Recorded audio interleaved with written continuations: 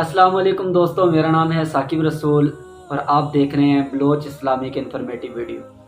آج میں آپ کے ساتھ ایک ایسے مرد کلندر، ایک ایسے مرد مجاہد کی سیرت کو شیئر کرنے جا رہا ہوں جس کی سیرت کو سننے کے بعد آپ کا دل کرے گا کہ کاش ہماری زندگیاں بھی اس طرح کی ہو جائیں، کاش ہماری اولادیں بھی اس طرح کی بن جائیں، کاش ہمیں بھی اس طرح کے حکمران مل جائیں۔ جی بالکل، آپ صحیح سن رہے ہیں، میں آپ کے سامنے حضرت عمر بن عبدالعزیز کی سیرت کو رکھنے جا رہا ہوں۔ اللہ تبارک و تعالیٰ سے دعا ہے کہ اللہ تعالیٰ ہمیں بزرگوں کی سیرت کو سن کر اس پہ عمل کرنے کی توفیق عطا فرمائے اور ہمیں بھی اس طرح کی زندگی گزارنے کی توفیق عطا فرمائے۔ حضرت عمر بن عبدالعزیز مدینہ شریف میں پیدا ہوئے۔ آپ نے ابتدائی تعلیم بھی مدینہ شریف سے ہی حاصل کی۔ آپ نے قرآن و سنت کا جو علم سیکھا وہ حضرت صالح بن کیسان رضی اللہ تعالیٰ عنہ سے سیکھا۔ آپ کے جو والد تھے اس وقت مصر کے گورنر تھے۔ آپ کی جو والدہ ہے وہ حضرت عمر فاروق رضی اللہ تعالیٰ عنہ کی پوتی تھی۔ اس سے یہ معلوم ہوتا ہے کہ آپ کی نسوں میں بھی حضرت عمر فاروق رضی اللہ تعالیٰ عنہ کا خون دوڑتا تھا۔ آپ نے کافی عرصہ اپنی تعلیم و تربیت مدینہ شریف سے حاصل کرنے کے بعد جو اس وقت کے خلیفہ تھے سلیمان بن عبد المالک، انہوں نے آپ کو مدینہ منورہ کا گورنر مقرر کر دیا۔ آپ اتنے نفیس طبیعت انسان تھے اور اتنے صفائی پسند انسان تھے اور اس قدر آپ کو خوشبوئیں پسند تھیں اور مہنگی مہنگی چیزیں کہ آپ جب بھی اپنے غلام کو بھیجتے نا کہ بازار میں کپڑے لینے کے لیے یا خوشبوئیں لینے کے لیے، تو آپ اسے کہہ کے بھیجتے کہ بازار میں جو سب سے مہنگا سوٹ ہے میرے لیے وہ لے کے آنا، بازار میں جو سب سے مہنگی خوشبو ہے میرے لیے وہ لے کے آنا۔ اور جب حضرت عمر بن عبدالعزیز خوشبو لگا کر باہر نکلتے تھے تو لوگوں کو پتہ چل جاتا تھا کہ آج بازار سے حضرت عمر بن عبدالعزیز گزر کے گئے ہیں۔ یہ خلافت سے پہلے کی زندگی ہے، ابھی آپ نے خلافت کا حلف نہیں اٹھایا تھا، ابھی آپ نے خلافت میں قدم نہیں رکھا، ابھی آپ کو حکومت نہیں ملی، یہ پہلے کی زندگی ہے۔ اتنے نفیس طبیعت انسان تھے اور آپ کی زندگی میں تقویٰ، اس قدر تقویٰ تھا اور اس قدر آپ زاہد تھے کہ آپ سارا دن روزہ رکھتے اور ساری رات اللہ تعالیٰ کی عبادت کرتے۔ جب اس وقت کے خلیفہ سلیمان بن عبد المالک کا آخری وقت آیا نا تو انہوں نے ایک وصیت لکھی کہ میرے جانے کے بعد جو اگلا خلیفہ ہوگا وہ حضرت عمر بن عبدالعزیز ہوگا۔ اگر آپ لوگوں کو یہ خوشخبری ملے کہ آپ کو ایک ملک دیا جاتا ہے کہ آپ نے اس کا نظام چلانا ہے تو ظاہری بات ہے آپ خوش ہو جائیں گے نا، آپ کا تو خوشی کا کوئی عالم، لوگ خوش ہوتے ہیں۔ حضرت عمر بن عبدالعزیز نے رونا شروع کر دیا اور کہا کہ مجھے سلیمان بن عبد المالک سے یہ امید نہ تھی کہ وہ اتنا بڑا بوجھ میرے کندھوں پہ رکھ کے چلے جائے گا۔ آپ کی جو گھر والی تھی وہ بھی ایک بادشاہ کی بیٹی تھی۔ جس دن آپ نے خلافت کا حلف اٹھایا، لوگوں نے آ کے آپ کے ہاتھ پر بیعت کی اور آپ کو اپنا خلیفہ بنا لیا، اس دن آ کے آپ نے اپنی گھر والی کو یہ کہا کہ آج کے بعد ہمارے کندھوں پہ بہت بڑا وزن آ گیا ہے، ٹھیک ہے، آج کے بعد ہمارے اوپر بہت بڑی ذمہ داریاں آ گئی ہیں، لہٰذا آپ کے پاس جتنا بھی زیور ہے، گھر میں جتنا بھی مال ہے وہ سب مجھے دے دو، جا کے میں بیت المال میں جمع کروا دوں۔ آپ کے جتنی بھی قیمتی اثاثے تھے جس دن آپ نے حلف اٹھایا وہ سب کا سب بیت المال میں جمع کروا دیا، اور اس کے بعد آپ نے ایک بہت کم وظیفہ بیت المال سے لگوایا اپنے گھر میں، جس سے آپ کا گھر بھی بڑی مشکل سے چلتا تھا۔ ایک مرتبہ میں آپ کو مثال دیتا ہوں کہ کتنا وظیفہ تھا۔ ایک مرتبہ آپ گھر میں انٹر ہوئے تو آپ کی جو بیٹیاں تھیں انہوں نے یوں منہ پہ ہاتھ رکھے ہوئے۔ حضرت عمر بن عبدالعزیز اپنی بیٹیوں سے بات کرتے لیکن آپ کی بیٹیاں منہ پھیر لیتی۔ آپ نے کہا کیا ہوا بیٹی، آپ مجھ سے ناراض ہیں؟ آپ سب لوگ ایسا آج کیوں کر رہے ہیں؟ آج سے پہلے تو کبھی ایسا نہیں ہوا۔ کہا کہ حضور آپ نے جو وظیفہ لگایا ہے نا گھر کا، اس سے 2 وقت کا کھانا نہیں بنتا، اس سے روٹی پوری نہیں ہوتی، لہٰذا اس وجہ سے ہم نے منہ پہ ہاتھ رکھا ہے، کیونکہ آج ہم نے پیاز کے ساتھ روٹی کھائی ہے کہ آپ کو بدبو نہ آئے۔ ہم اللہ کا شکر ادا کرتے ہیں کہ اللہ تعالیٰ ہمیں 2 وقت کا کھانا دے رہا ہے، لیکن ہم منہ پہ ہاتھ صرف اس وجہ سے رکھ رہے ہیں کہ کہیں ہمارے بابا کو پیاز کی بو نہ جائے۔ یہ دیکھیں وقت کا خلیفہ اور اس کی بیٹیاں گھر میں پیاز کے ساتھ کھانا کھا رہی ہیں۔ ایک عورت عراق میں رہتی تھی، اس کی 4 بیٹیاں تھیں اور وہ عورت بیوہ ہو چکی تھی۔ وہ عراق سے چلی کہ میں جا کے خلیفہ سے ملوں گی، عمر بن عبدالعزیز رحمۃ اللہ علیہ، ان کو جا کے کہوں گی کہ میریاں بیٹیاں جو ہیں وہ کنواری ہیں، ان کے لیے کوئی نہ کوئی وظیفہ آپ لگا دیں تاکہ ہماری زندگی اچھی طرح سے گزر جائے۔ وہ جب وہاں پہنچی نا تو آپ نے آ کے حضرت عمر بن عبدالعزیز کا گھر پوچھا کہ ان کا گھر کون سا ہے. لوگوں نے بتایا کہ ہاں وہ والا گھر حضرت عمر بن عبدالعزیز کا ہے جس کے گھر کے باہر ٹاٹ کا پردہ لگا ہوا ہے. آپ سوچ سکتے ہیں کہ وقت کا خلیفہ اور اس کے دروازے کے اوپر جو پردہ لگا ہے وہ ٹاٹ کا. کہا وہ ٹاٹ کا اور بوری کا جو پردہ لگا ہے وہ حضرت عمر بن عبدالعزیز کے گھر ہے. آپ نے جا کے اندر سے آواز دی ہے کوئی؟ اندر سے آواز آئی جی کون؟ کہا مجھے عمر بن عبدالعزیز سے ملنا ہے. کہا اندر آ جائیں. اندر گئی تو دیکھا کہ وہ عورت برتن مانج رہی ہے اور کہا کہ جی عمر بن عبدالعزیز سے ملاقات کرنی تھی، میری جوان بیٹیاں ہیں ان کا وظیفہ لگوانا تھا. کہا وہ سامنے درخت کے نیچے بیٹھ جائیں، تھوڑی دیر میں حضرت عمر بن عبدالعزیز آ جائیں گے اور آپ سے ملاقات کر لیں گے. آپ نے کیا دیکھا کہ تھوڑا ٹائم گزرا نا تو ایک شخص آیا پھٹے پرانے کپڑے پہنے ہوئے.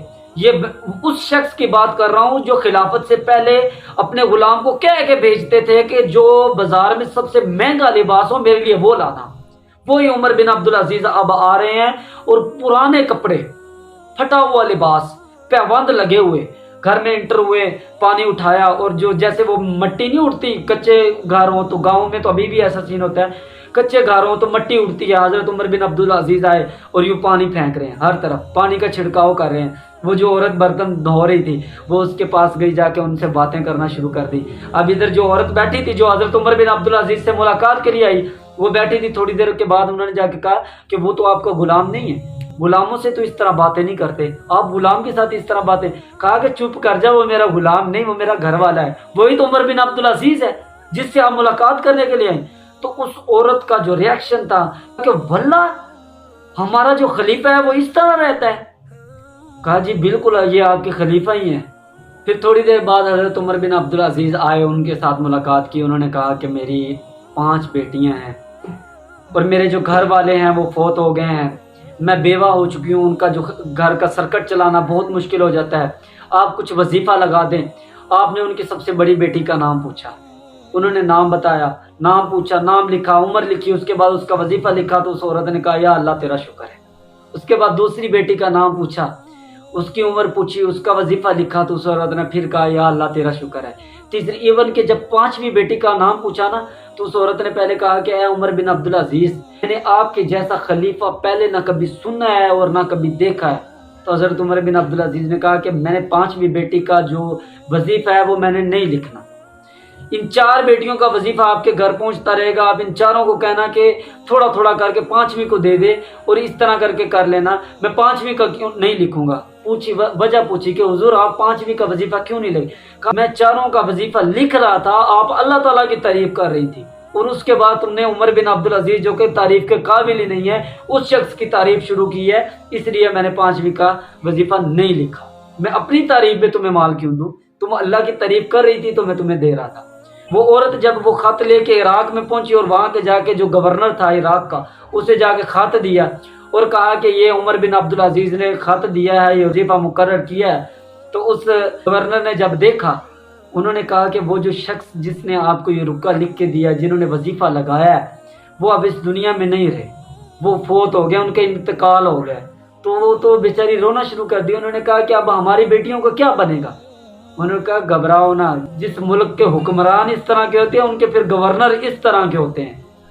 چاہے حکومت آپ کو وظیفہ دے نہ دے، عمر بن عبدالعزیز نے اگر لکھ دیا ہے تو میں آپ کو وظیفہ دوں گا. یہ تھے حضرت عمر بن عبدالعزیز. اور تقوی کا یہ عالم تھا کہ ایک مرتبہ آپ بیٹھے تھے اور کچھ لوگ آئے، حکومتی مامور پر آ کے گفتگو کر رہے تھے اور دیا جل رہا تھا، وہ بھی حکومت کا جل رہا تھا، حکومت کا تیل اس میں ڈلا ہوا تھا. تو گفتگو کرتے کرتے جب گفتگو اینڈ ہوئی تو انہوں نے کہا چلو جی حکومت کی باتیں تو پھر بھی ہوتی رہیں گی، آپ سنائیں آپ کی طبیعت کیسی ہے. انہوں نے کہا 1 منٹ. سب سے پہلے وہ دیا بجھایا اور دوسرا دیا جلا کے رکھا. کہا اب ٹھیک ہوں میں. کہا حضور یہ کیا؟ کہا کہ وہ حکومت کا دیا تھا تو صرف حکومت کے امور کے لیے، اب جب آپ مجھ سے میری بات کریں گے تو میں اپنا دیا جلاؤں گا. جنہوں نے اتنی چھوٹی چھوٹی باتوں کو نوٹ کیا ہو تو بتائیں کہ ان کا دور خلافت کس طرح کا ہوگا. ایک عیسائیوں کا بادشاہ تھا، انہوں نے نا ایک مسلمان حافظ قرآن کو پکڑ کے اس کو کہا کہ آپ عیسائی ہو جائیں تو ہم آپ کو چھوڑ دیں. انہوں نے، وہ حافظ قرآن تھا، ان کا ایمان کافی زیادہ مضبوط تھا. انہوں نے کہا نہیں بھائی میں مسلمان ہی رہوں گا، میں کافر نہیں ہونے والا، آپ جو کرنا چاہتے ہیں کر لیں. انہوں نے کیا کیا، اس کی آنکھیں نکال دی اور اس کو چکی پیسنے پہ لگا دی. وہ سارا دن چکی پیستے تو اس کو شام کو روٹی ملتی. اچھا اس وقت کا جو گورنر تھا وہ وہاں پہ پہنچا، انہوں نے وہ حال دیکھا اور اس سے پوچھا کہ بھائی تمہارے ساتھ یہ سب کچھ کیسا ہوا؟ تو انہوں نے بتایا کہ میرے ساتھ یہ واقعہ پیش آیا ہے۔ تو وہ گورنر وہاں سے چلا، حضرت عمر بن عبدالعزیز کے پاس آیا اور آ کے کہا کہ فلاں فلاں شہر میں آپ کا ایک مسلمان قیدی ہے جس کی آنکھیں نکال لی ہیں انہوں نے۔ حضرت عمر بن عبدالعزیز جلال میں آ گئے، انہوں نے ایک خط لکھا اور کہا کہ جا کے وہاں کے بادشاہ کو جا کے یہ خط میرا پہنچا دینا۔ وہ انہوں نے خط لیا اور جا کے بادشاہ کی خدمت میں وہ خط پیش کیا۔ خط کے اوپر لکھا ہوا تھا کہ اس شخص کو آزاد کر دے، اس سے پہلے کہ میں لشکر لے کے آؤں تو اسے چھوڑ دے، اسے رہا کر دے۔ اور بادشاہوں کو جانتے ہیں، تو انہوں نے کہا ٹھیک ہے جی، آپ لشکر لے کے نہ آئے، میں اس شخص کو ایسے ہی چھوڑ دوں گا، رہا کر دوں گا۔ انہوں نے اسے آزاد کر دیا۔ مطلب اگر ایک بھی مسلمان کے اوپر ظلم و ستم ہو رہا ہوتا تو عمر بن عبدالعزیز پہ ان سے برداشت نہ ہوتا۔ حضرت عمر بن عبدالعزیز کو بھی زہر دے دی گئی، اور جب ان کا ٹائم آیا نا، آخری وقت آیا، آپ بیمار تھے، آپ نے اپنے بچوں کو بلایا اور کہا کہ میں قیامت سے ڈرتا تھا، میں آخرت سے ڈرتا تھا، اس لیے میں نے دنیا کا مال جمع آپ کے لیے نہیں کیا، تو آپ مجھ پہ راضی رہنا۔ اور پھر آخر کی وصیت، کچھ پیسے نکالے جیب سے اور اپنے بیٹے کو دیے اور کہا کہ جا کے میرے لیے 2 گز زمین کا ٹکڑا تو خرید لا۔ جب وہ باہر نکلے تو لوگوں نے کہا کہ ہم اگر حضرت عمر بن عبدالعزیز کا وصال ہوتا بھی ہے تو ہم انہیں مدینہ شریف میں لے جائیں گے، وہاں پہ جا کے حضور اکرم صلی اللہ علیہ وسلم کے پہلوں میں دفنائیں گے۔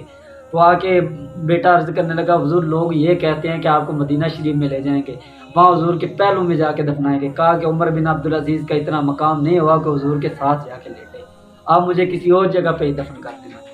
یہ تھے حضرت عمر بن عبدالعزیز۔ آپ نے 39 سال کی زندگی پائی، اور 39 سال کی زندگی اتنی خوبصورت ہے کہ ہر بندہ سنتا ہے تو یقین کریں دل خوش ہو جاتا ہے۔ آپ نے 28 سال حکومت کی، لیکن وہ 28 سال ایسے گزارے کہ جب آپ آئے تو لوگ غریب تھے، لیکن جب آپ نے 28 سال آپ کے مکمل ہوئے تو آپ کی حکومت میں کوئی ایسا شخص نہیں تھا جو زکوٰۃ لینے والا بچے، ہر ایک بندہ صاحب مال تھا، لوگ زکوٰۃ تو دیتے تھے لیکن زکوٰۃ لینے والا کوئی شخص نہیں تھا۔ یہ اتنی خوبصورت زندگی گزارنے کے بعد انہوں نے انتقال فرمایا، وہ شہید ہوئے۔ اللہ تبارک و تعالی ہم سب کو ویسی زندگیاں گزارنے کی توفیق عطا فرمائے۔ اللہ تعالیٰ سے دعا ہے کہ اللہ تعالیٰ ہمیں بھی حضرت عمر بن عبدالعزیز جیسا خلیفہ عطا فرمائے۔ اگر آپ لوگوں کو میری ویڈیو اچھی لگی ہو تو اسے لائک ضرور کریں اور اپنے دوستوں کے ساتھ ضرور شیئر کریں۔ ملتے ہیں اپنی نیکسٹ ویڈیو میں، تب تک کے لیے اللہ حافظ، فی امان اللہ۔